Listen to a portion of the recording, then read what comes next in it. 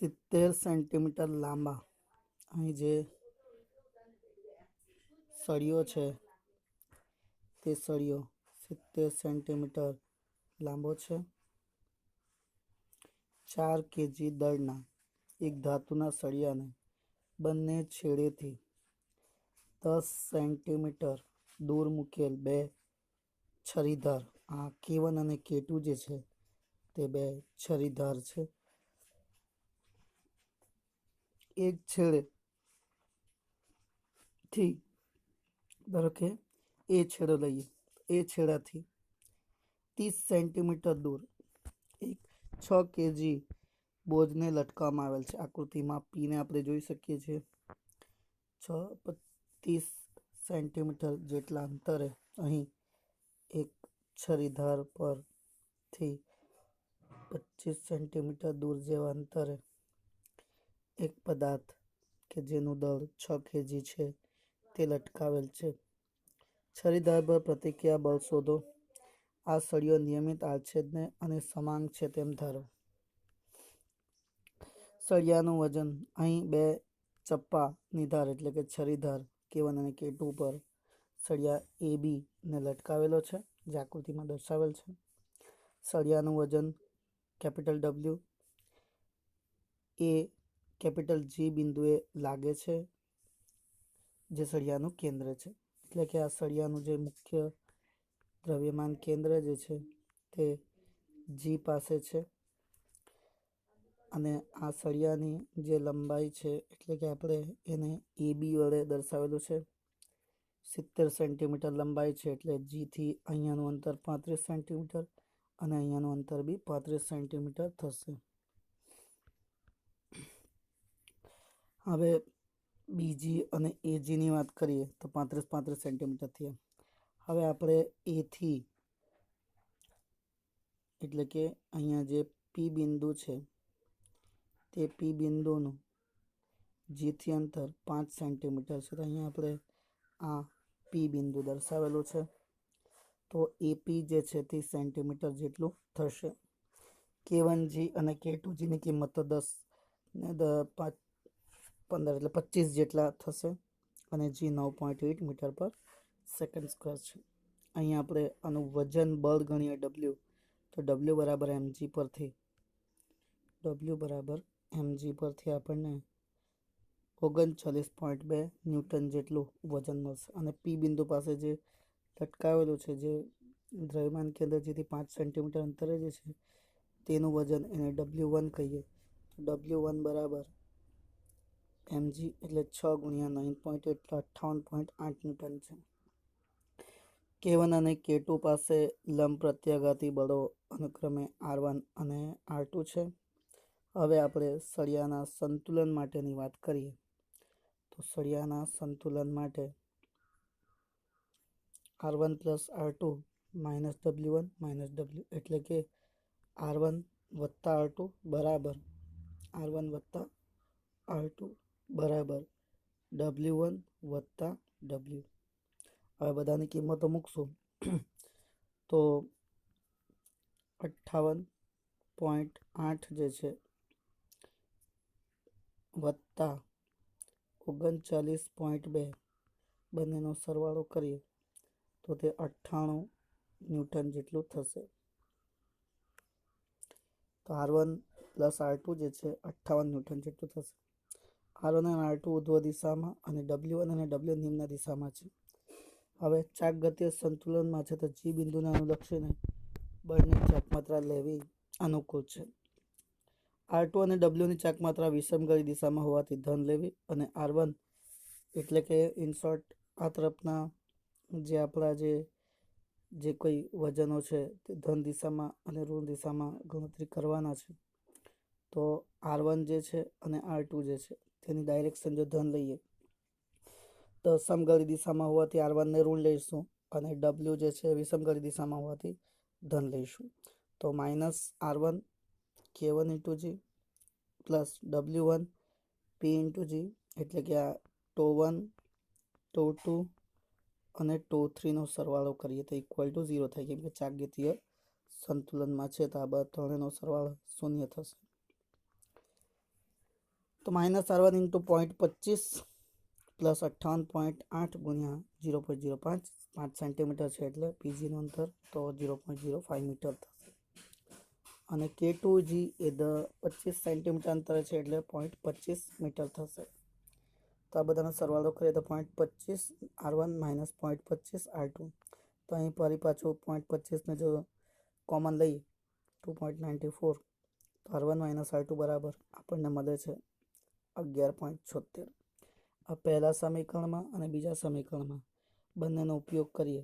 સમીકરણ 2 અને 4નો સમીકરણ 2 કયો છે આપણો R1 + R2 બરાબર 58 અને સમીકરણ 4 કયો છે R1 - R2 બરાબર 11.76.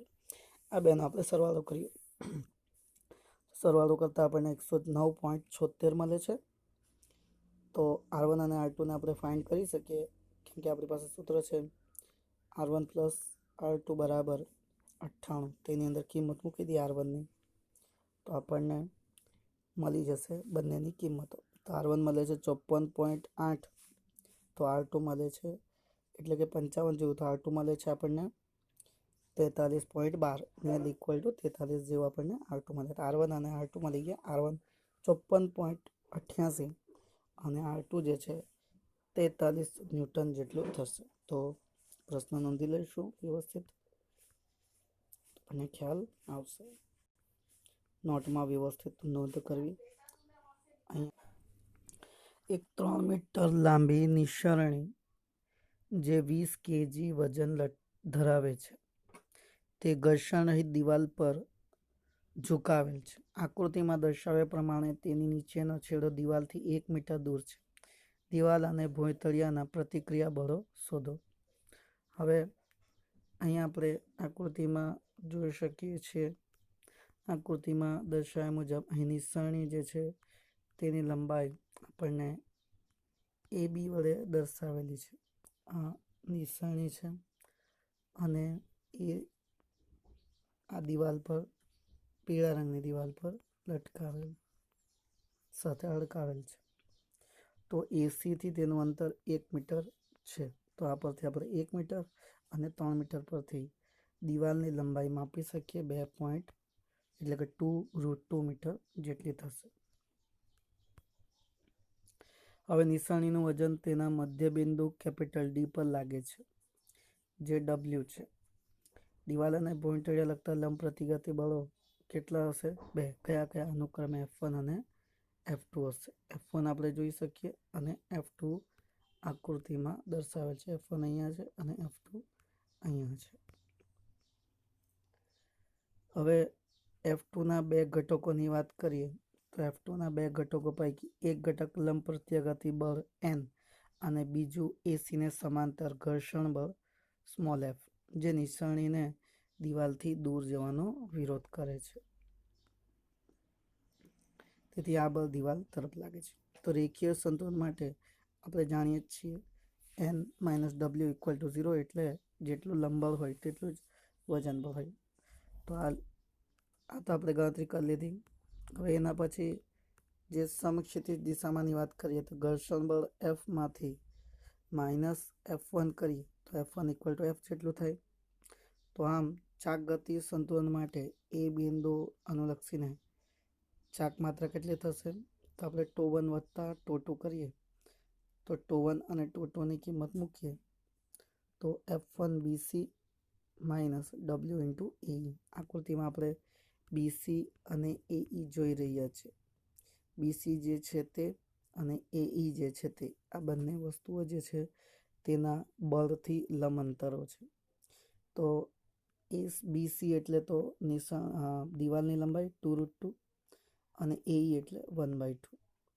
તો 2√2 F1 = W/2. તો F1 = W/4√2 થશે. હવે W તો આપણું કેટલું છે 20 G. W = mg પરથી જેની કિંમત 9.8 તો 196 ન્યૂટન. તો N કેટલો થઈ જશે? N - W પરથી 196 કેમ કે જેટલો N તેટલો W થવાનો. તો સમીકરણ પરથી F1 = 196 / 4√2. આપણે આગળનું સમીકરણ 3નો ઉપયોગ કરેલ છે તો 34.65 ન્યૂટન F1 થશે. હવે સમીકરણ 2 પરથી કેમ કે F માઇનસ F1 બરાબર છે આપણી પાસે, તો Fની કિંમત મૂકીએ તો આપણને મળશે 34.65 ન્યૂટન ઘર્ષણ બળ. હવે એ જ પરથી આપણે AF2 એટલે કે ત્રિકોણ ANF2 ત્રિકોણ ANF2 ની વાત કરીએ છીએ. આપણે જોઈ શકીએ છીએ ANF2 આ જે ત્રિકોણ બનેલ છે તેની વાત કરીએ તો આ ત્રિકોણ માટે આપણે જો ગણતરી કરીએ તો AF2 equal to √AN² plus NF2 square, તો √N² પ્લસ F² બંને કિંમત છે આપણી પાસે. N 196 અને સ્મોલ f 34.65, તો નિયરલી ઇક્વલ ટુ 199 ન્યૂટન જેટલું થશે. હવે ધારો કે સમક્ષિતિજ સાથે બળ AF2 એ આંતરેલો કોણ આલ્ફા છે, તો ANF માટે tan આલ્ફા બરાબર N/F 196 ભાગ્યા 34.65, તો 5.6565. તો નેચરલ ટેન્જન્ટમાં જોઈશું 5.6565 ક્યાં આવે છે, nearly equal to 79 degree 56 minute પાસે મળે છે એની નજીક, તો એ લગભગ 80 ડિગ્રીની આસપાસ થશે. તો આ રીતે આપણે એનો ખૂણો અને મૂલ્ય બંને શોધી દીધેલ છે. તો પ્રશ્ન જોઈ લેવું અને વ્યવસ્થિત નોટમાં ઉતારવું.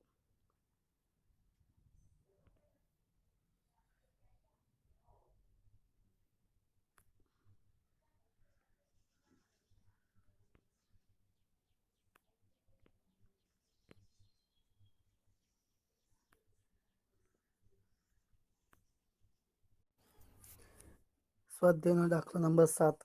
દરેકનું દળ સ્મોલ m અને ઝડપ v હોય તેવા બે કણો એકબીજાથી સ્મોલ d અંતરે રહેલ છે. બે સમાંતર રેખાઓ પર વિરુદ્ધ દિશામાં ગતિ કરે છે. દર્શાવો કે કોઈ પણ બિંદુની સાપેક્ષે કોણીય વેગમાન લેવામાં આવે તો પણ આ બે કણોના તંત્રનું સદિશ કોણીય વેગમાન સમાન જ રહે છે. હવે આકૃતિ મુજબ આપણે લઈએ તો d અંતરે રહેલા બે સમાંતર રેખાઓ પર આ એક રેખા અને બીજી આ એક સમાંતર રેખા, આ બે સમાંતર રેખા પર ગતિ કરતો સ્મોલ m દળ એટલે કે દરેક કણનો દળ સ્મોલ m ધારો અને એની ઝડપ v છે. તો P1 અને P2 બે કણોનો વિચાર કરીએ. અહીંયા એક P1 દર્શાવ્યો, એક P2 દર્શાવ્યો. તો P1 અને P2 ને દર્શાવેલ છે. ધારો કે તેમની કોણીય વેગમાન અનુક્રમે L1 અને L2 છે. તો L1 equal to R1 into MV, આપણે જાણીએ છીએ R ક્રોસ P થાય, તો L1 બરાબર R1 ક્રોસ MV, L2 બરાબર R2 ક્રોસ MV. હવે કોણીય વેગમાન માટે આપણે જોઈએ તો બંનેનો સ્થાનાંતર જે છે એટલે કે કોણીય વેગમાનનો ફેરફાર L1 માઇનસ L2 જેટલું થશે. તો R1 cross MV minus R2 cross MV. જો આપણે એને મૂલ્ય લીધું હોત તો મૂલ્ય માટે આપણે કહી શકીએ કે L1 માઇનસ L2 નો માનાંક તો MVR1 sin θ1 minus MVR2 sin θ2. MVને કોમન લઈ લઈએ તો R1 sin θ1 minus R2 sin θ2. જો કે કણો સમય સાથે પોતાના સ્થાન બદલે છે પણ વેગ v ની દિશા અચળ રહે છે. એટલે M1 બરાબર R1 sin θ એટલે કે OM ની કિંમત R1 sin θ1 અને ON ની કિંમત R2 sin θ2, તો OM માઇનસ ON કરીએ તો D જેટલું થાય. તો R1 sin θ1 minus R2 sin θ2 બરાબર D. તો MVD જેટલું આપણું થશે સમીકરણ 1 પરથી. L ની દિશા R અને Vના સમતલને લંબ સમતલમાં અંદર તરફની છે અને રેખા સાથેના દિશા બદલાતી નથી, તેથી કોણીય વેગમાન L નું મૂલ્ય અને દિશા અચળ રહે છે, તેથી L અચળ રહેશે. નોંધી લો.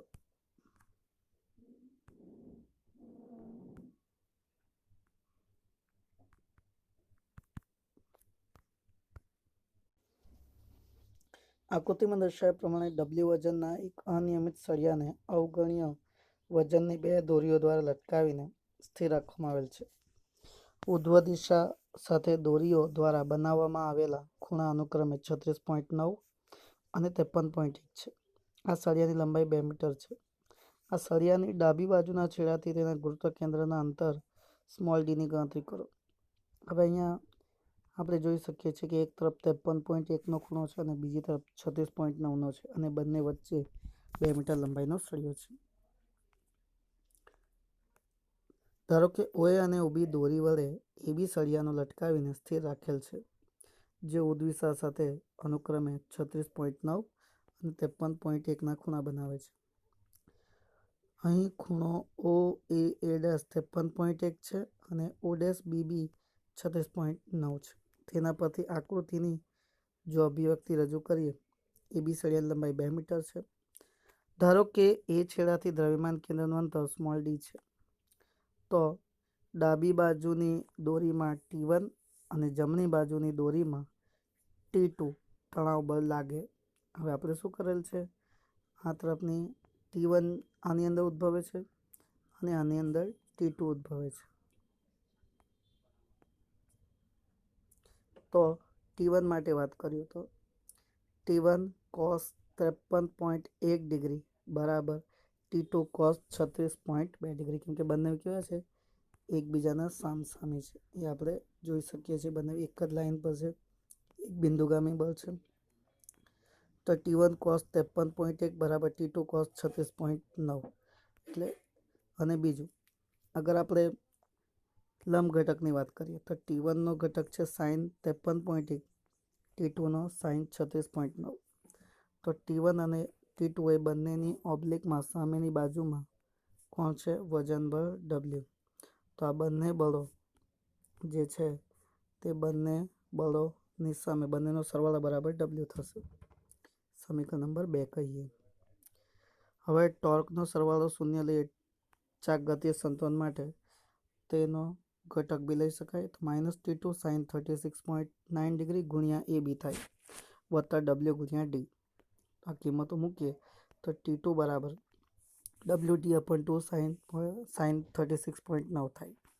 સમીકરણ 2 અને 3 પરથી T1 sin 53.1 ડિગ્રી બરાબર W માઇનસ T2 sin 36.9. તો W minus WD by sin 36.9 by 2 sin 36.9. W minus WD by 2. તો T1 equal to W into 1 minus D by W sin 53.1. તો સમીકરણ 1 પરથી T1 cos 53.1 ડિગ્રી બરાબર T2 cos 36.9 degree. સમીકરણ 2 અને 3ના મૂલ્ય આમાં મૂકીએ તો કંઈક આવું મળશે. હવે W બંને તરફથી આપણે કેન્સલ કરી નાખીએ તો 1 minus D by 2.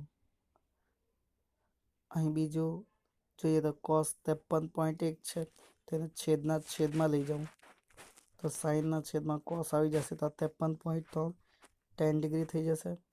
અને એ જ રીતે અહીંયા બી cosને આના છેદમાં લઈ જાઉં તો 36.9 થઈ જશે. હવે આનો કિંમત એટલે કે મૂલ્ય મૂકી દઈએ તો 1 minus D2 બરાબર D ગુણ્યા 1.5016 અને પેલું 1.3. પછી એ બંનેનો એકને બી પેલી તરફ લઈને ગણતરી કરીએ તો 1 બરાબર 0.5D પ્લસ 0.887D થાય. તો 1 equal to 1.387D. તો D બરાબર 0.72098 નિયરલી ઇક્વલ ટુ 72.1 સેન્ટીમીટર જેટલો આની જે માંગેલ ઉકેલ છે તે થશે. એટલે કે આ સળિયાની ડાબી બાજુના છેડાથી તેના ગુરુત્વ કેન્દ્રનું અંતર તે આપણો કેટલો થશે, આશરે 72.1 સેન્ટીમીટર જેટલું થશે. નોંધી લો.